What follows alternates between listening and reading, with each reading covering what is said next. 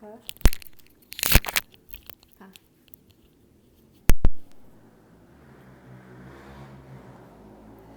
Oi, oi. Tentei entrar no meu celular de novo pra mostrar os exames pra vocês, mas não rolou. Deixa eu ver aqui meu roteirinho enquanto o pessoal entra. Vão mandando aí as perguntas. Uma pergunta aqui que eu recebi também, ó, quando eu abri a caixinha no Stories. Vocês estão me vendo bem, me ouvindo? É verdade que não é 100% exato quando uma criança tem perda com o clique, com a precisão, né? Realmente não é 100% exato justamente por tudo isso que a gente falou. O clique ele avalia a integridade de via auditiva, ele não vai dar o limiar. Para eu ver o limiar eu preciso de outros exames, tá bom, gente? O que tá fazendo que não tá vendo a Sandy? Pois é, saudades da Sandy. Eu aqueci para essa live vendo a Sandy.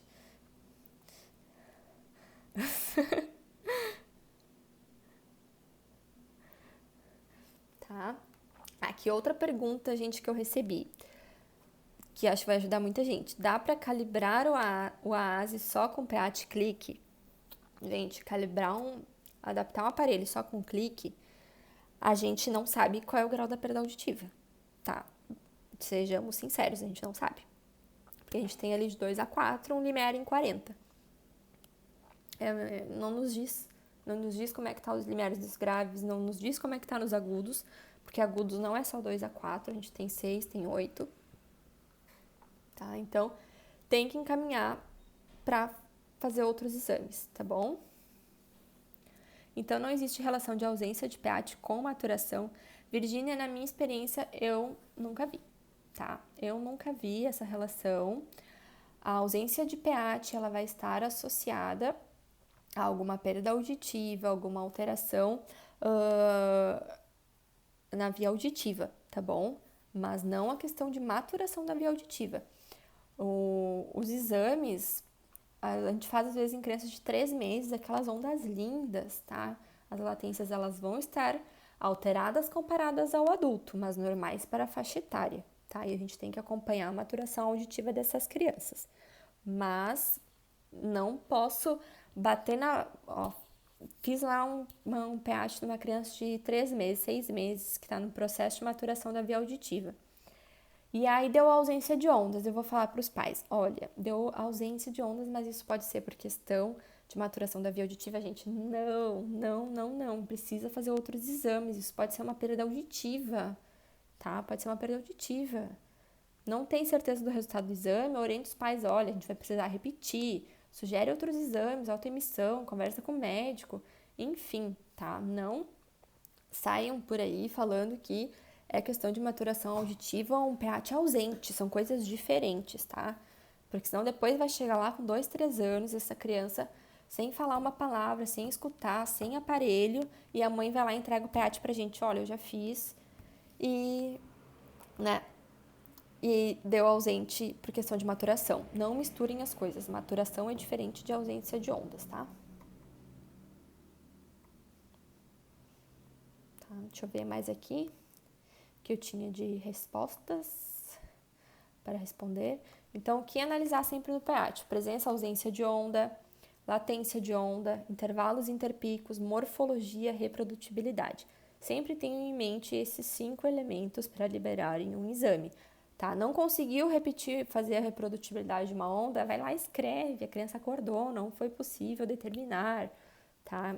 Justifiquem, expliquem o porquê, porque esse exame ele pode passar por outros profissionais, tá? Então é bom que esteja lá descrito tudo isso. E nos encaminhando para o final, que eu coloquei aqui também, ó, gente, é importante orientar as famílias. Geralmente não é o primeiro exame que a criança está fazendo, tá? Geralmente é o segundo, terceiro que a criança não dorme. Então a gente tem que ser repetibilidade ou reprodutibilidade. Eu uso os dois, tá bom? Não, para mim não tem o certo e errado. O importante é ter as duas ondas lá, tá? Não vou me deter a termos técnicos aqui, de nome de repetibilidade ou reprodutibilidade. Para mim, enfim, o importante é ter as duas ondas lá. Isso aí. Geralmente essas famílias, então, gente, que eu coloquei aqui, a criança não dorme, então a gente tem que ter paciência e orientar as famílias, o porquê do resultado do exame, se a criança já falhou na autoemissão, explicar o que é autoemissão, explicar a via auditiva, onde que está o tronco encefálico ali, a via auditiva no nível do tronco encefálico, para a gente explicar que é uma partezinha que a gente está avaliando, que ainda vai precisar fazer muitos outros exames, tá? Então, família bem orientada, gente, é 80% de um processo de reabilitação, esse número eu tô tirando da minha cabeça, tá? De reabilitação no processo de adaptação de aparelho do implante coclear, tá, gente? Família bem orientada é tudo. Você pode enviar os artigos que citou, gente, questão da maturação auditiva. Esse artigo está lá. Caso o exame dê resultado, aqui dúvida é da Ingrid. Caso o exame dê resultado normal de acordo com a idade menor que 2 anos, no laudo eu colocaria de acordo com algum protocolo específico? Sim, Ingrid, eu coloco de acordo com a idade, tá? Latências absolutas dentro do padrão de normalidade, está 4 ponto tanto e, nossa, mas é alterado. Eu esperaria essa latência em 3,5, mas é porque é para a idade, tá? Uma perda moderada melhor, Tony Burst. Isso, eu gosto bastante do Tony Burst, tá? Então, lá, os 5, Luciane, vamos retomar, então, os 5 fatores sempre pra gente lembrar. Latências absolutas, intervalos interpicos, reprodutibilidade da onda, morfologia e... Peraí que agora... É isso aí. E presença e ausência da onda, a primeira coisa, né? Obviamente. Presença e ausência da onda, latência absoluta, intervalo interpico, morfologia, reprodutibilidade. A gente tem que ter isso aqui em mão. Não conseguiu algum desses, tem que explicar o porquê, gente. Amplitude, Luana. Amplitude, até onde eu sei, a gente não tem aplicação clínica para amplitude, tá? Interpicos, a gente sempre tem que avaliar. Ah, que acho que ela estava respondendo ali. Tá, gente? Então, pra gente finalizar, tem em mente, indicação. Para que eu vou pedir esse exame? Tô recebendo esse exame?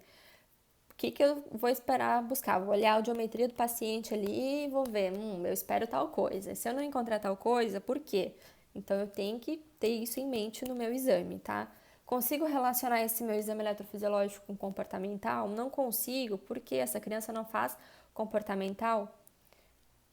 Flávia Borges, onda 1 maior que a onda 5. Exatamente, na verdade, aqui a Flávia está comentando da amplitude. A amplitude da onda 1 maior que da onda 5 pode ser sim um indicativo de maturação da via auditiva. Em algumas crianças que estão no processo de maturação da via auditiva, a onda 1 ela pode ter uma amplitude maior que da onda 5, tá? Isso na verdade, a única da amplitude, mas também não é em todas as crianças, tá? Não é em todos os casos. Mas sim, isso pode acontecer. Obrigada por lembrar, Flávia. Tá? E família bem orientada, porque senão o exame se perde, tá? Fica na gaveta e depois essa criança vai aparecer com 2, 3, 4 anos para fazer de novo, tá?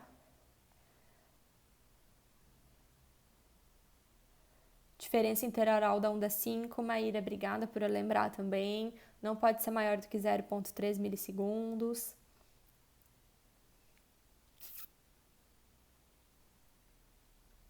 Já vi que falam de amplitude da onda 1 e 3 maiores que da onda 5, pode suspeitar de caráter retro ou maturação. É, isso aqui eu comentei da onda 1 e 5, da onda 3 eu não tenho esse conhecimento, Luana. Adorei, Luana, tá super atualizada. Adorei. Onda 1 é nervo, isso aí. Logo no início do PEAT, tá? Gente, mais alguma dúvida? Espero ter trazido novas ideias, ajudado vocês, tá bom? Aprendi bastante também, a Luana, super participativa, aprendi bastante junto com vocês e era essa a nossa ideia, tá? Obrigada, Karina. Saudades também. Em breve nos veremos, espero.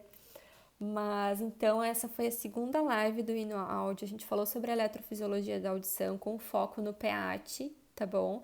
Porque O que é o PEAT, gente, tá? A gente não pode achar que o PEAT vai resolver todos os problemas do diagnóstico audiológico, não vai. A gente vai ter o clique, mas a gente precisa dos outros exames. Não adaptem aparelho só com o clique, tá? Não tem o clique no consultório, coloca a criança dentro de uma cabine, faz comportamental, faz tone burst, tá bom? Precisa fazer isso e tudo mais. Parabéns, foi muito bom. Obrigada, gente, obrigada. Então, terça-feira que vem vai ter a terceira live do InnoAudio. A gente já falou sobre o diagnóstico comportamental, a gente falou um pouquinho sobre eletrofisiológico e terça-feira que vem a gente vai começar a falar um pouco sobre tecnologias, ou seja, tenho aqui o meu resultado e preciso dos aparelhos, quero conhecer melhor os aparelhos auditivos. Então, aparelho, implante, próteses osteoancoradas, a gente vai falar semana que vem com isso. Amém. Não adapte aparelho só com clique. Isso, gente, não adaptem aparelho só com o clique. Precisamos pelo menos 500 a 4. Mas o ideal é de 250 a 8.000, tá bom? Inclusive de avaliação pré-operatória, tá? Para implante, sim, precisamos de 250, precisamos de 8.000, tá? Acho que era isso. PEAT para diagnóstico diferencial. Tem todas essas indicações que a gente já falou do PEAT, tá? Que vão ajudar no diagnóstico diferencial. A primeira live não está mais disponível. Não, mas a gente vai tentar colocar ela de volta, tá bom, Aline? Obrigada a vocês, gente. Muito bom. Estou engateando na fono, mas estou amando. Bem-vinda, tá bom? Vamos seguir aí com as lives do InnoAudio e aprendendo todos juntos. Tá bom, gente? Boa noite. Será que a Sandy ainda tá cantando lá? Que eu vou aproveitar um pouquinho da live com a Sandy. Tá? Obrigada, Aline, querida. Beijo, gente. Disfunção coclear, sempre tem dúvidas. A gente precisaria de outros exames e cóclea, gente. Cóclea é emissão autoacústica, tá? A gente tá falando aqui de PEAT. PEAT é nervo auditivo trocoencefálico, tá? Tem que ver com calma isso de disfunção coclear, tá bom? Beijo. Boa noite, gente. Tchau.